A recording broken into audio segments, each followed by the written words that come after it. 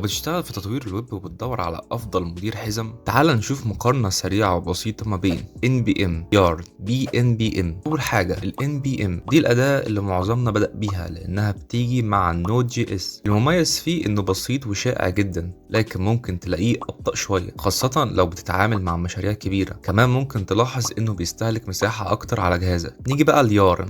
لو انت عايز اداء اسرع شويه، يارن بيقدم تحسينات كويسه زي الكاش المحسن اللي بيخلي تحميل الحزام اسرع، وكمان بيعمل بشكل افضل مع فرق العمل لانه بيضمن نفس الاصدارات على كل الاجهزه. اما BNPM هو احدثهم واكثرهم كفاءه، بيقلل استهلاك المساحه لانه بيستخدم روابط بدل من تكرار الملفات. كمان الاداء بتاعه عالي جدا وبيتعامل مع المشاريع الكبيره بسهوله. طيب تختار مين؟ لو عايز حاجه منتشره وسهله ابدا بالNPM. لو السرعه تهمك والتعاون في الفريق مهم، جرب يارن. لو بتدور على كفاءه واداء عالي جدا يبقى BNPM هو الخيار الافضل. كل واحد فيهم عنده مميزاته وعيوبه، المهم تختار اللي يناسب احتياجاتك. شاركنا رايك، انت بتستخدم ايه ومرتاح معاه؟